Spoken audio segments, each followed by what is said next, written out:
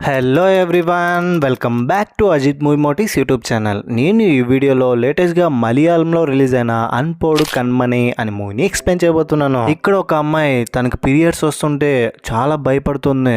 ఏంటి అజిత్, జనరల్గా every month వచ్చేది కదా ఉమెన్స్కి, పెద్దగా ప్రాబ్లం ఏంటి? హీరోయిన్ అంతలా భయపడ్డానికనంటే ఇక్కడే ఒక ఇంపార్టెంట్ విషయం ఉంది. ఇక్కడ మన హీరోయిన్కి పిల్లలు లేకపోవడం వల్ల ఎలాంటి ప్రాబ్లమ్స్ ఫేస్ చేసింది, తన భర్త దగ్గర నుంచి అటు సొసైటీ దగ్గర నుంచి తనకు వచ్చిన ప్రెజర్ ఏంటి అనేది ఈ మూవీలో చూడొచ్చు. ట్రస్ట్ మీ గాయస్, మూవీ అయితే చాలా బాగుంది. మంచి ఫీల్ గుడ్ మూవీతో పాటు మెసేజ్ ఉంది. చివరి వరకు చూడండి, చాలా ఇంట్రెస్టింగ్ గా ఉంటుంది. ఇంకో విషయం ఏంటంటే ఉమెన్స్ కి ఈ మూవీ మస్ట్ వాచ్ అనే చెప్తాను. అంటే ప్రతి అమ్మాయి కాకపోయినా పెళ్ళైన తర్వాత కొంతమంది అమ్మాయిలు ఈ ప్రాబ్లమ్స్ ని ఫేస్ చేసింటారు, ఆర్ ఖచ్చితంగా ఫ్యూచర్ లో ఫేస్ చేస్తారు. ఇంకా ఏం మాత్రం లేట్ చేయకుండా నేనైతే మూవీలోకి వెళ్ళిపోతాను. అంతకంటే ముందు మీకేం చేయాలో తెలుసు కదండి, చిన్న లైక్ అండ్ స్మైల్ తో వీడియోని స్టార్ట్ చేసేయండి. చాలా మంది మన వీడియోస్ చూస్తున్నారు కానీ సబ్స్క్రైబ్ చేసుకోవట్లేండి. మీకు గనుక నా ఎక్స్ప్లెనేషన్ నచ్చితే please subscribe to Ajith movie motives YouTube channel. Thank you. Movie open అవగానే అన్పోడు కన్మని అన్న టైటిల్ కార్డ్ తో కట్ చేస్తే ఇతని పేరు ప్రశాంత్. ప్రశాంత్ కి 4 పిల్లలండి. ఇప్పుడు ప్రశాంత్ భార్య ప్రెగ్నెంట్ గా ఉంది. 5వ బేబీ కోసం వీళ్ళు వెయిట్ చేస్తున్నారు. ప్రశాంత్ అతని భార్య దగ్గర మాట్లాడి అతని ఫ్రెండ్ కార్తిక్ ఫోన్ చేస్తాడు. కార్తిక్ నేను ఒక బ్యూటీ పార్లర్ లో ఉన్నానని అక్కడికి రమ్మంటాడు. కార్తికే మన మూవీలో హీరో. ఇదిగో ఇతను. ఇంకో వారం రోజుల్లో కార్తిక్ పెళ్లి ఉండడంతో ఇప్పుడు బ్యూటీ పార్లర్ లో తన మొహాన్ని అందంగా తయారు చేసుకోవాలనుకుంటాడు. ప్రశాంత్ అక్కడికి వచ్చిన తర్వాత ఏంట్రా పెళ్లి కొడుకు అప్పుడే పెళ్లి కళతో నిగనిగలాడిపోతున్నాడు అని చెప్తాడు. దాంతో కార్తిక్ అలా ఏం లేదు, ఇప్పుడు మీరు చేసింది ఒక 4 to 5 days అన్న ఉంటుంది కదా, మళ్ళీ నేను నల్లగా అయిపోను కదా అంటే, చూడండి ఇంకో 4 days కాదు, ఒక వారమైనా ఇది ఇలాగే ఉంటుంది, ఏం కాదు. ఇన్ కేస్ కలర్ ఏదైనా చేంజ్ అయితే మళ్ళీ ఇక్కడికి రావచ్చు అని చెప్తాడు. దాంతో అక్కడ నుంచి కార్తిక్ అండ్ ప్రశాంత్ వీళ్ళిద్దరూ బుల్లెట్ షోరూమ్ కి వెళ్ళి బుల్లెట్ బండి తీస్తారండి. ఎలాగో ఇంకొద్ది రోజుల్లో పెళ్లి ఉందని చెప్పి అప్పటి వరకు కష్టపడి సేవింగ్ చేసిన డబ్బులతో బైక్ తీసి ఆ బైక్ ఫోటో తీసి అతను పెళ్లి చేసుకోబోయే అమ్మాయికి పంపిస్తాడు. ఇదిగో ఈమె మన మూవీలో హీరోయిన్. హీరోయిన్ పేరు ఎక్కడ మూవీలో మెన్షన్ చేయలేదు కాబట్టి మనం సింధు అని పిలుచుకుందాం. సింధుకి కార్తిక్ ఫొటోస్ పెడతాడు, బుల్లెట్ బండి ఫొటోస్. దాన్ని చూసిన తర్వాత సింధు మిగతా వాళ్ళతో చూడండి మా ఆయన బైక్ కొన్నాడని అందరికి చూపిస్తుంది. వామ్మో, మీ ఆయన అప్పుడే బుల్లెట్ బండి తీసాడు, పెళ్లి అయిపోయిన తర్వాత మీరు ఇద్దరు ఇందులోనే తిరుగుతారా అని అడుగుతారు. మన సింధు సిగ్గుపడుతూ చిన్న స్మైల్ ఇస్తుంది. కార్తిక్ కి ఇటుకల తయారీ ఫ్యాక్టరీ ఉంటుంది. ఓన్ ఫ్యాక్టరీ కావడంతో అక్కడ పనిచేసే వర్కర్స్ ని చాలా బాగా చూసుకునేవాడు. ఇక్కడ వచ్చి కూర్చొని సింధుతో మాట్లాడతాడు. పెళ్లి పనులు ఎంతవరకు వచ్చాయి, ఇంట్లో వాళ్ళు ఏం చేస్తున్నారు, పెళ్లి చేసుకున్న తర్వాత మనం అలా ఉందాం ఇలా ఉందాం అని. ఫైనలీ పెళ్లి అయిపోతుంది ఇద్దరికి ఇంకొద్దిసేపట్లో ఫస్ట్ నైట్ అండి. పెళ్లి కూతురు దగ్గర చుట్టాలందరూ వచ్చేసి ఇంకో 6 months లోపల బంగారం లాంటి ఇంటి వారసుడు నీ కడుపులో ఉండాలి అని చెప్తారు. ఒక్కొక్కరు ఒక్కో విధంగా. ఆ తర్వాత పెళ్ళై 3 months అవుతుంది. 3 months అయిన తర్వాత ఎక్కడికి వెళ్ళినా సింధు ఫేస్ చేసే ప్రాబ్లం ఏంటంటే, ఇంకా ఏంటి విశేషం ఏది లేదా, ఎనీ గుడ్ న్యూస్ అని ప్రతి ఒక్కరూ ఎక్కడికి వెళ్ళినా, ఒక ఫంక్షన్కి వెళ్ళినా, మార్కెట్లో ఏదైనా కొనడానికి వెళ్ళినా, అక్కడ తెలిసిన వాళ్ళు కనపడినా, ఎవరు కనిపించినా ఒకే మాట అడుగుతున్నారు. పాపం మన సింధు కోపంతో రగిలిపోతుంది వాళ్ళందరి మీద. ఒకరోజు సింధు వాళ్ళ అత్తయ్య ఫ్రెండ్ ఇంటికి వచ్చి, ఏమ్మా ఇంకా ఏది గుడ్ న్యూస్ లేదా అంటే, గుడ్ న్యూస్ అని తీసుకొచ్చిన కాఫీని మొహాన్ కొడుతుంది కోపం వచ్చి. అంటే అది నేను పొరపాటున అడిగేశానమ్మా, నా తప్పైపోయింది, ఇక నుంచి మీ ఇంటికి రానని వాళ్ళ అత్తమ్మతో చెప్పి అక్కడ నుంచి వెళ్ళిపోతుంది. ఆ తర్వాత నెక్స్ట్ డే మళ్ళీ ఇంటి దగ్గరకు వచ్చి, చూడు నీ కోడలు నన్ను ఏం చేసిందో అని వాళ్ళ అత్తయ్యకి చూపించి, నా మొహం అంతా చూడు ఎలా కాలిపోయిందని డిస్కస్ చేస్తుంటే సరిగ్గా అప్పుడే అక్కడికి కార్తిక్ వస్తాడు. కార్తిక్ రంగానే, చూడరా నీ పెళ్ళాం నన్ను ఏం చేసిందో అని అంటే, కార్తిక్ సింధు దగ్గరికి వెళ్ళి, ఏంటి మా నువ్వు, అయినా వాళ్ళందరూ అలాగే అంటారు, కొంచెం పేషెన్స్తో సమాధానం చెప్పు, అంతేగాని ఇలా కోప్పడకు, వాళ్ళు మన వాళ్ళే కదా, అయినా వాళ్ళు చెప్పే దాంట్లో కూడా తప్పేముంది అని చెప్తే సింధుకి ఇంకా కోపం ఇస్తుంది. ఆ తర్వాత ఒకరోజు కార్తిక్ వాళ్ళ ఫ్రెండ్స్తో సిగరెట్ తాగుతూ కబుర్లు చెప్తుంటే సరిగ్గా అప్పుడే సింధు ఫోన్ చేసి, ఏమండి అది టైం వచ్చేసింది, వచ్చేటప్పుడు అది తీసుకురండి అని చెప్తే, ఏంటి వచ్చేసిందా, ఎంత గుడ్ న్యూస్ చెప్పావు, ఇది మనం సెలబ్రేట్ చేసుకోవాలి అని అంటే, వచ్చింది ప్రెగ్నెన్సీ కాదు పీరియడ్స్, వచ్చేటప్పుడు ప్యాడ్ తీసుకురమ్మని అతను చెప్తుంది. ఇంకోవైపు కార్తిక్ కార్తిక్ ఫ్రెండ్ ప్రశాంత్ ఏమో 4 పిల్లల్ని కనేశాడు. ఇప్పుడు 5వ వాడుగా 6 months బేబీ అతని భార్య కడుపులో పెరుగుతుంది. ఇప్పుడు కూడా తనతో కలవడానికి రమ్మంటే ఏమండి చాలండి, ఇప్పటికే 5 మందిని కనీసం ఇంతటితో ఆపేద్దామంటే ప్రశాంత్ అస్సలు ఆగట్లేదు. ఇంటి దగ్గరికి చేపలు రావడంతో సింధు వాళ్ళ అత్తయ్య చేపలు తీసుకోవడానికి బయటికి వెళ్తే అక్కడ వచ్చిన వాళ్ళందరూ ఏంటి నీ కోడలు ఇంకా నెల తప్పలేదా, అయ్యో పాపం ఏ జన్మలో ఏ పాపం చేసిందో ఏమో ఇప్పుడు మీకు తగులుకుందని ఆల్రెడీ సింధు మీద కోపంగా ఉంటుంది. ఇప్పుడు వీళ్ళందరూ కొన్ని మాటలతో ఇంకా కోపం తెప్పించేలా చేసి సింధు వాళ్ళ అత్తయ్య ఇంటికి రాగానే సింధుతో చూడమ్మా బయట ఉన్న వాళ్ళందరికీ నేను సమాధానం చెప్పలేకపోతున్నాను, త్వరగా ప్లాన్ చేసుకోండి, అయినా ఇలాంటి దరిద్రాన్ని తీసుకొచ్చి నా ఇంట్లో పెట్టుకున్నాను చూడు అది నా తప్పని అక్కడి నుంచి వెళ్ళిపోతే సింధు మనసు చాలా విరిగిపోతుందండి. దాంతో కార్తిక్ సింధుని అర్థం చేసుకుని అమ్మ అలాగే అమ్మ గురించి తెలుసు కదా పాపం ఈ వయసులో ఆడుకోవడానికి మనోడు కావాలనుకుంటుంది, నువ్వు దీన్ని పాజిటివ్ గానే తీసుకోనంటే ఎవరు నన్ను మాత్రం అర్థం చేసుకోరు, నేను మాత్రం వద్దనుకుంటున్నానా ఏంటి, నాకు కూడా పిల్లలు కావాలనే కదా ఉంది అని చెప్తుంది. ఆ తర్వాత సింధు వాళ్ళ అత్తయ్య గుడ్లకు వెళ్ళి పూజ చేస్తుంది, త్వరగా పిల్లలు పుట్టాలని అందరికీ ప్రసాదాలు కూడా పంచిపెడుతుంది, త్వరగా మనవడో మనవరాడో రావాలని చెప్పి. ఆ తర్వాత కార్తిక్ వాళ్ళ ఫ్రెండ్ ఒకడు కొత్తగా ఊర్లోకి వస్తాడు. పెళ్లి ఉండడంతో పెళ్లికి కార్తిక్ వైఫ్ సింధుని ఇద్దరిని ఇన్వైట్ చేస్తాడు. మొదట్లో సింధు ఇప్పుడు పెళ్లికి వెళ్తే పెళ్లికి వచ్చిన వాళ్ళందరూ ఇంకా గుడ్ న్యూస్ లేదని పిల్లల గురించి అడుగుతారు. ఇప్పుడు పెళ్లికి వెళ్ళకపోవడమే మనం కరెక్ట్ అని నేను రానండి అని చెప్పినా కూడా కార్తిక్ ఏదో ఒకటి నచ్చజెప్పి అలా ఏం జరగదులే నువ్వు పదా చూసుకుందామని పెళ్లికి తీసుకొస్తాడు. ఇక్కడికి వచ్చిన తర్వాత సింధు చేతిలో టీ కప్స్ పెట్టి అందరికీ పంచమంటారు. దీంతో సింధు వెళ్ళి అందరికీ టీ ఇస్తుంటే అక్కడ ఇంతకు ముందు వచ్చిన వాళ్ళ అత్తయ్య ఫ్రెండ్ ఉంటుంది, అదేనండి టీ పోసేసి ఉంటుంది కదా మొహం మీద, టీయో కాఫీయో ఏదో ఒకటి లేండి. ఆ తర్వాత ఆమె సింధుని చూసి ఈ అమ్మాయి చేతికి ఎవరు కప్స్ ఇచ్చారు, ఈ అమ్మాయి టీ కూడా సరిగా పంచలేదు, మొహం మీద పోసేస్తుంది, అయినా పిల్లలు కండం చేత కానోళ్ళు అంతకుమించి ఏం చేస్తారులే అని అందరి ముందు అవమానపరుస్తుంది. దీంతో సింధు కోపం వచ్చి లోపల ఉన్న వాళ్ళకి ఇచ్చేస్తుంది వెళ్ళి పంచమని. అక్కడ ఒక చిన్న పాప ఏడుస్తుంటే వాళ్ళ అమ్మ సింధుని పట్టుకోమంటుంది, కొంతసేపు మా పాపని పట్టుకో నేను బయటికి వెళ్ళి వస్తానని వెళ్తే ఆ పాపని పట్టుకున్న తర్వాత సింధు మనసు చాలా హ్యాపీగా ఫీల్ అయ్యి ఆ పిల్లల్ని అచ్చో చాలా క్యూట్ గా ఉన్నామని ఏదో చిన్న చిన్న జోక్స్ చెప్పి నవ్విస్తుంది. దాంతో సింధు చాలా హ్యాపీ. అక్కడ ఒక పెద్ద ఆమె వచ్చి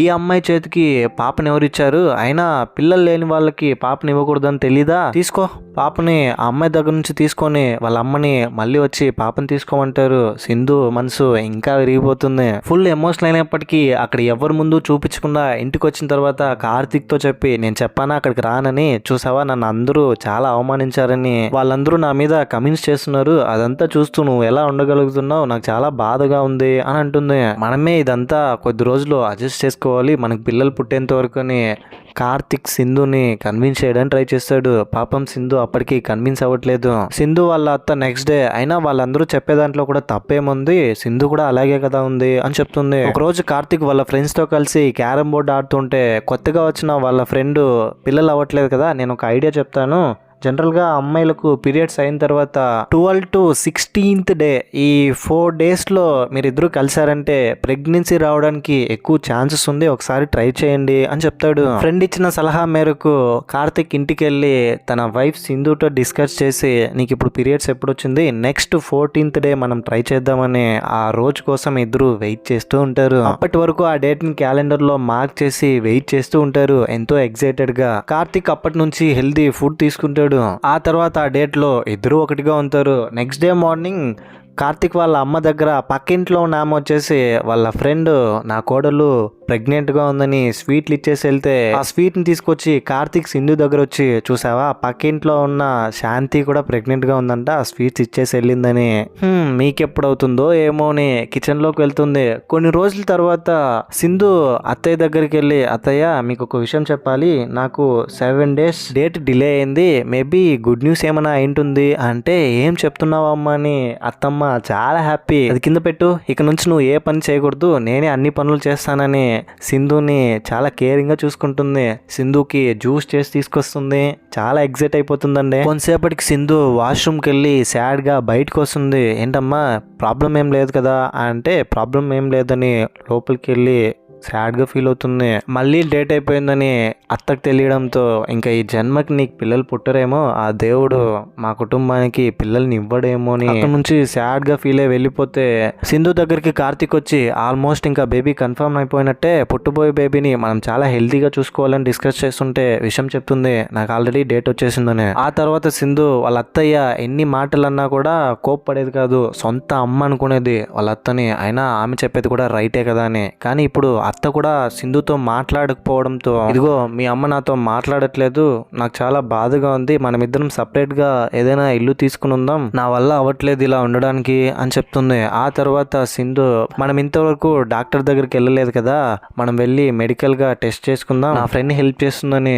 నెక్స్ట్ డే వాళ్ళ అమ్మతో చెప్పి కార్తిక్ అండ్ సింధు డాక్టర్ దగ్గరికి వెళ్తే అక్కడున్న డాక్టర్ వీళ్ళని చూసి, ఈ డాక్టర్ స్పెషాలిటీ ఏంటంటే ఏ మెడిసిన్స్ ఇవ్వకుండా జస్ట్ కౌన్సిలింగ్ ద్వారా పిల్లల్ని కానీ ఎలా చేస్తాడు. ఇప్పుడు ఈ డాక్టర్ కార్తిక్ అండ్ సింధుని చూసి వీళ్ళిద్దరి కండిషన్ అర్థం చేసుకుని, మీరు ఇద్దరు వెళ్ళి ఏదైనా బ్యూటిఫుల్ ప్లేస్ కి వెళ్ళి రండి, ఒక 4 days ట్రిప్, ఆ తర్వాత ఏం చేయాలో నేను చెప్తాను, మీరు ట్రిప్ వెళ్ళిన తర్వాత మీరిద్దరు ఒకరితో ఒకరు ఎంత ప్రేమగా ఉన్నారనేది మీకు అర్థమవుతుంది, కేవలం మీ ఇద్దరి మధ్య ప్రేమ మాత్రమే ఉండాలని చెప్తాడు. ఆ తర్వాత డాక్టర్ చెప్పిన దాని ప్రకారమే కార్తిక్ అండ్ సింధు వీళ్ళిద్దరూ ఒక చిన్న ట్రిప్ కి వెళ్తారు. ట్రిప్ కి వెళ్ళిన తర్వాత ఇద్దరు చాలా హ్యాపీగా టైం స్పెండ్ చేస్తారు. అంటే ఇది వరకు లాగా ఇంట్లో ఉంటే ఇంటికి వచ్చిన బంధువులు ఇంకా గుడ్ న్యూస్ లేదా అని అడగడం, ఇంట్లో అత్త సాడ్ గా ఉండడం, ఇదంతా ఇప్పుడు వీళ్ళ దగ్గర ఎవ్వరూ చెప్పడానికి లేదు కాబట్టి. అండ్ వీళ్ళు రియలైజ్ కూడా అవుతారు, ఇన్ని రోజులు పిల్లలు పిల్లలు అని చెప్పి మనం హ్యాపీగా ఉండడం మర్చిపోయాం, మనం ఇద్దరం హ్యాపీగా ఉండట్లేదని, కేవలం పిల్లల కోసం మాత్రమే మనం ఇద్దరం ఒకటిగా కలుస్తున్నామని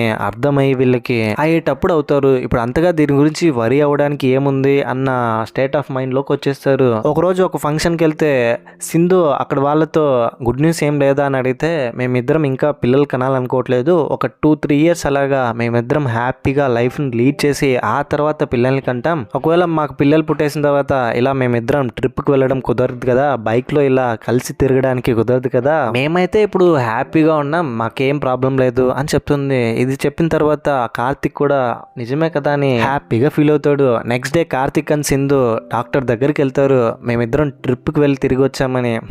అమ్మయ్య, ఫైనల్లీ మీకు అండర్స్టాండింగ్ వచ్చింది అనుకుంటాను, నీకు సిగరెట్ అలవాటు ఉందా అని కార్తిక్ అడిగితే అవునండి ఉంది అని అంటాడు. సరే ఏం కంగారు పడకు, చిన్న టెస్ట్ చేయాలి, స్పర్మ్ కౌంట్ ఎంత ఉందో నీ బాడీలో చెక్ చేయాలని రేపు వచ్చేయానంటే కార్తిక్ ప్రశాంత్ దగ్గర, అరే సిగరెట్ తాగితే ఏదో టెస్ట్ చేయాలంటున్నారు నిజమేనా అంటే, ఏంట్రా ఏం మాట్లాడుతున్నావు, నేను కూడా డైలీ సిగరెట్ తాగుతాను, 5 మంది పిల్లల్ని కనలేదా, అలా ఏం ఉండదులే అని అంటాడు. ఆ తర్వాత నెక్స్ట్ డే టెస్ట్ పూర్తి అయిపోయిన తర్వాత వచ్చిన రిపోర్ట్స్ ని డాక్టర్ దగ్గర తీసుకెళ్తే, కంగారు పడాల్సింది ఏం లేదు, కొంచెం స్పర్మ్ కౌంట్ తక్కువగా ఉంది, కొన్ని మెడిసిన్స్ రాయిస్తాను, ఇక నుంచి హెల్దీ ఫుడ్ తీసుకో అని డాక్టర్ చెప్తే రాసిసిన మెడిసిన్స్ ని మెడికల్ షాప్ లో తీసుకుని, కొంచెం స్పర్మ్ కౌంట్ తక్కువగా ఉందంట అంతే, అంతకుమించి ఏం లేదు అని చెప్తాడు అతని ఫ్రెండ్ ప్రశాంత్ దగ్గర. ఇంకోవైపు కార్తిక్ వాళ్ళ అమ్మేమో ఒక స్వామీజీ దగ్గరికి తీసుకెళ్లి ఇంట్లో పిల్లలు పుట్టడానికి హోమం జరిపిస్తుంది. ఆ తర్వాత కార్తిక్ వాళ్ళ అమ్మ ఫ్రెండ్ ఇంటి దగ్గరకు వచ్చి, నా కూతురు కూడా ఇది ట్రై చేసిన తర్వాతనే పిల్లలు పుట్టారు, సింధుని కూడా దీన్ని వాడమని చెప్పని ఇద్దరు కలవడానికి ముందని ఆ డబ్బా ఇచ్చి అక్కడ నుంచి వెళ్ళిపోతుంది. వెళ్ళిపోతూ అంటే అది ఆ డబ్బాకి కొంచెం ఖర్చు అయింది, ఆ డబ్బులు ఇచ్చేస్తే తీసుకుని వెళ్ళిపోతా అని డబ్బులు తీసుకుని వెళ్తుంది. ఇంటి లోపలికి వెళ్ళిన తర్వాత ఆ డబ్బాలో ఉన్న దాన్ని డాక్టర్ ఇచ్చిన మెడిసిన్స్ ని యూజ్ చేసి ఇద్దరు కలుస్తారు. తర్వాత కొన్ని రోజులు ఇలాగే గడుస్తుంది. 2 months కి సింధు డేట్ డిలే అవడంతో ఇంట్లోనే సింధు చెక్ చేసుకుంటే ప్రెగ్నెంట్ అయిందా లేదా అన్న విషయం తెలుస్తుంది. ఫుల్ ఏడుస్తూ బయటకు వచ్చి కార్తిక్ దగ్గర నిలబడితే కార్తిక్, సర్లే మనం ఇంకోసారి ట్రై చేద్దాం, అయినా మనకేం వయసు అయిపోలేదు కదా, నువ్వేం భయపడకు ఏం కాదు అంటే సింధు ఇంకా ఏడుస్తూ చిన్న స్మైల్ ఇస్తుంది.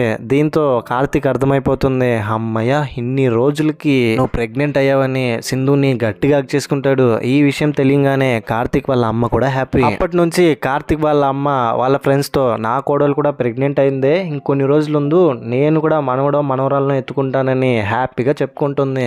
కార్తిక్ వాళ్ళ ఫ్రెండ్స్ ఏమో, చూసావా మేం చెప్పినట్టుగా నువ్వు చేయడం వల్లే ఈరోజు నీ భార్య ప్రెగ్నెంట్ అయిందని వాళ్ళు కూడా హ్యాపీగా ఫీల్ అవుతున్నారు. డాక్టర్ దగ్గరికి వెళ్ళి ఈ విషయం చెప్తే, చూడమ్మా ఎక్కువ స్ట్రెయిన్ అవ్వకు, ఎక్కువగా పనులు చేయకు, హెల్తీ ఫుడ్ తీసుకో అని చెప్పి అక్కడ నుంచి వెళ్ళిపోతాడు. ఇది ఇలా ఉంటే సడన్ గా ఒక రోజు అనుకోకుండా సింధు కలలో అమ్మవారు కనిపిస్తారు. ఏంటి డ్రీమ్ లో అమ్మవారు కనిపించారని సింధుకి ఏం అర్థం కాదు. కొంతసేపటికే చేయి మీద ఒక పింపుల్ గమనిస్తుంది. ఆ పింపుల్ ని ఫోటో తీసి డాక్టర్ పంపించి ఒకవేళ అమ్మ గాని వస్తే ప్రెగ్నెన్సీ ఏం పోదు కదా, ప్రాబ్లం ఏం లేదు కదా అంటే డాక్టర్ చూడమ్మా ఏం ప్రాబ్లం కాదు, నువ్వు దేనికి ప్యానిక్ అవ్వకుండా హెల్దీగా నువ్వు అమ్మని బాగు చేసుకునే పనిలో ఉండు అని చెప్తాడు.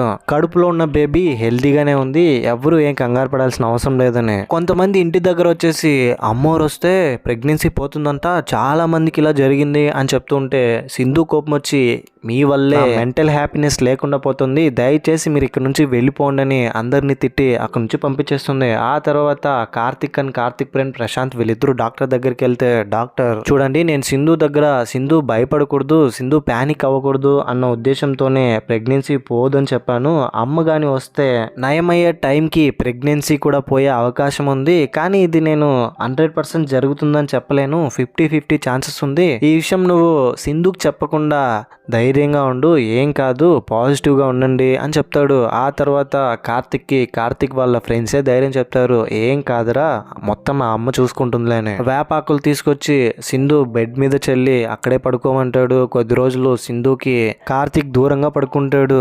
సింధు పుట్టబోయే బేబీ అలా ఉంటుంది ఇలా ఉంటుందని ఊహించుకుని కొన్ని స్టిక్కర్స్ తీసుకొచ్చి ఇంట్లో అతికించి చాలా హ్యాపీగా ఫీల్ అయ్యేది. కార్తిక్ మాత్రం బయటికి ఏం చెప్పకుండా సింధు ముందు నవ్వుతూ సింధు ఫస్ట్ దీని నుంచి రికవరీ అవ్వని ఆ తర్వాత చెప్తాంలే అని అనుకుంటాడు.